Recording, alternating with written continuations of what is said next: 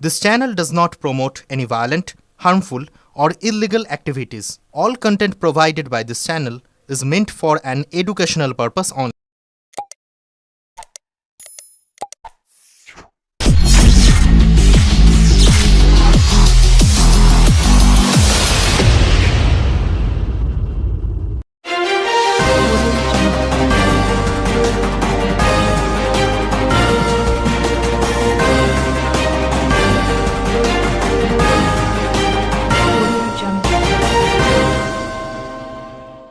রাজ্য সরকার SSC review petition খারিজ করে দিল শীর্ষ আদালত। এবার আর পরীক্ষায় বসা ছাড়া উপায় নেই চাকরিহারা শিক্ষকদের। যোগ্য শিক্ষক সুমন বিশ্বাসের মতে তারা দুর্নীতির শিকার, সুপ্রিম রায়কেও মানতে পারছে না। 26,000 চাকরি বাতিল মামলায় সমস্ত রিভিউ পিটিশন খারিজ করে দিয়েছে দেশের সর্বোচ্চ আদালত সুপ্রিম কোর্ট। সেই প্রসঙ্গে আজ চুঁচুড়ার কোদালিয়ার চাকরিহারা শিক্ষক তথা যোগ্য শিক্ষক শিক্ষিকা, যোগ্য শিক্ষাকর্মী waiting not call for verification ও অনশনকারী মঞ্চের আহ্বায়ক সুমন বিশ্বাস বলেন, আজকে সুপ্রিম কোর্টের যে রায় এসেছে রিভিউ পিটিশন নিয়ে তা খারিজ হবার প্রধান কারণ কারা দুর্নীতির সুবিধা পেয়ে চাকরি নিল আর কারা নিল না। এই তালিকা যখন হিয়ারিং হচ্ছিল তখন না দেওয়ার কারণে বাতিল হয়েছিল। রিভিউয়ের ক্ষেত্রেও তাই। রিভিউয়ে নতুন কোনো তথ্য না দিলে শুনানির ফলাফল কখনোই পক্ষে আসে না। আজকের রায় বলা হয়েছে অ্যাটেন্ডেন্ট টিচারদের দুঃখ হবে, নন টিচিংদের দুঃখ হবে। তা সত্ত্বেও আমাদের খুবই আক্ষেপ বিচার ব্যবস্থার প্রতি। তারা অত্যন্ত একবার বিবেচনা করতে পারত। এই দুর্নীতিগ্রস্ত এসএসসিকে আবার পরীক্ষা নেওয়ার জন্য বলছে, এটা আমাদের আক্ষেপ। রিভিউ সম্ভাবনা সেদিনই নষ্ট হয়ে গিয়েছিল যখন রাজ্য সরকার স্কুল সার্ভিস কমিশনের পক্ষ থেকে মিসলেনিয়াস অ্যাপ্লিকেশন করে যাদেরকে স্বচ্ছ সিলেকশন করতে বলেছিল। আজকের দিনে অত্যন্ত দুঃখের 6 বছর ধারাবাহিকতা সহ চাকরি করার পরেও আবার সেই একই পরীক্ষার মাধ্যমে আসতে হবে। আমরা দুর্নীতির কবলে পড়লাম, যা অত্যন্ত বেদনা এবং হতাশার।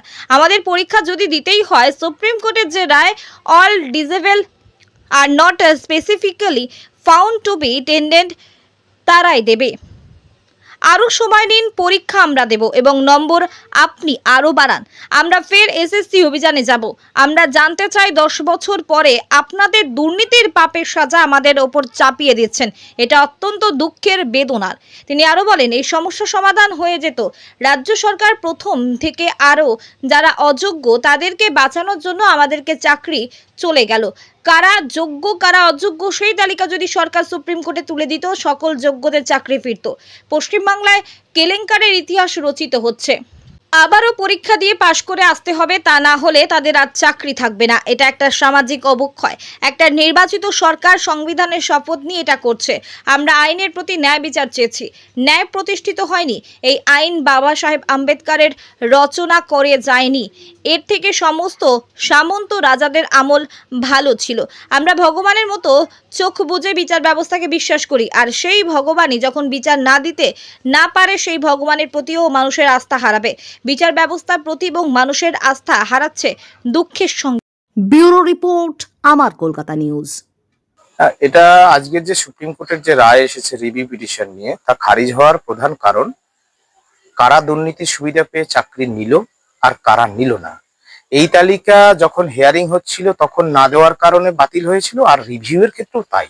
রিভিউ এর নতুন কোনো তথ্য না দিলে রিভিউ এ শুনানির বা তার ফলাফল কখনোই পক্ষে আসে না। এবং সুপ্রিম কোর্টের যে আজকের যে রায়, সেখানে ছত্রে ছত্রে বলা আছে যে আনটেন্টেড টিচারদের দুঃখ হবে, নন টিচিংদের দুঃখ হবে। তা সত্ত্বেও আমাদের খুবই আক্ষেপ বিচার ব্যবস্থার প্রতি, যে তারা অন্তত তাদের যে সুপ্রিম কোর্টের যে পাওয়ার সেটা এক্সারসাইজ করতে পারত। এই দুর্নীতিগ্রস্ত এসএসসি কেই আবার তারা পরীক্ষার নেওয়ার জন্য বলছে, এটা আমাদের আক্ষেপ। আর রিভিউ এর সম্ভাবনা সেদিনই নষ্ট হয়ে গেছে যখন রাজ্য সরকার স্কুল সার্ভিস কমিশনের পক্ষ থেকে মিসলেনিয়াস অ্যাপ্লিকেশন করে যারা অল ডিজেবল আর যারা not specifically found to be tainted, যাদেরকে ফ্রেশ সিলেকশন করতে বলেছিল কনক্লুশন পার্টের 49 নম্বর প্যারায়, সেটাকে ফ্রেশ রিক্রুটমেন্টে লিখে নিয়ে এসছে। সেদিনই এই রিভিউ এর সম্ভাবনার অপমৃত্যু হয়েছিল। আজকের দিনে একটা অত্যন্ত দুঃখ এটাই যে 6 বছর ধারাবাহিকতা সহ চাকরি করার পরেও আবার সেই একই পরীক্ষার মাধ্যমে আসতে হবে। আমরা দুর্নীতির কবলে পড়লাম। অত্যন্ত বেদনা এবং হতাশা তো বটেই।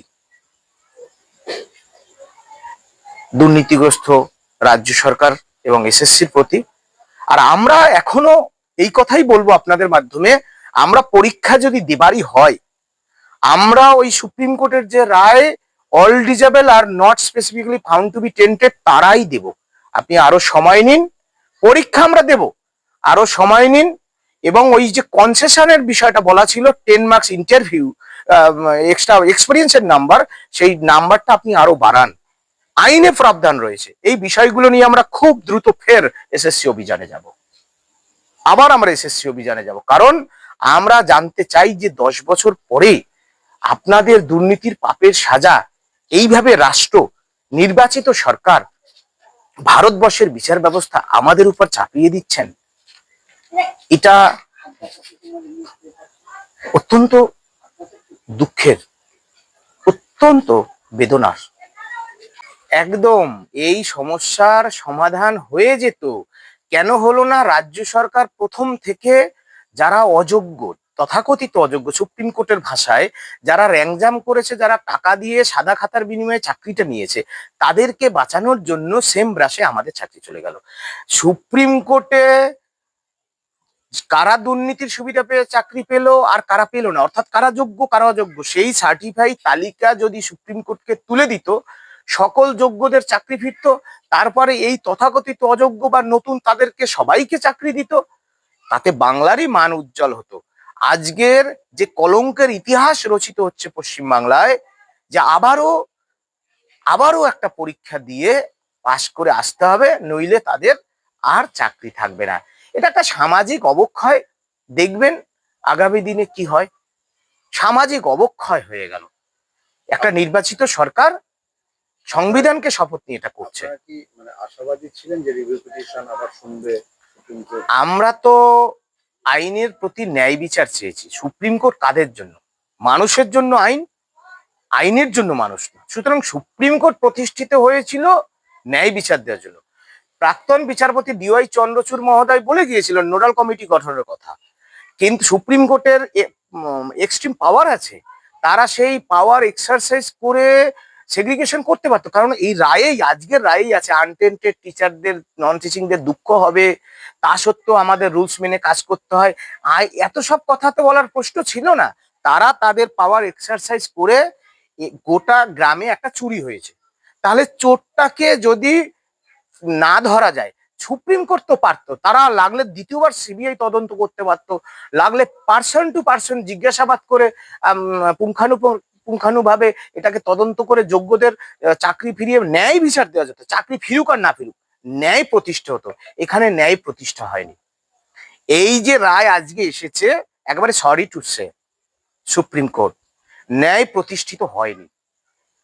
এই আইন বাবা সাহেব আম্বেদকররা, এই আইন আমার মনে হয় রচনা করে যায়নি।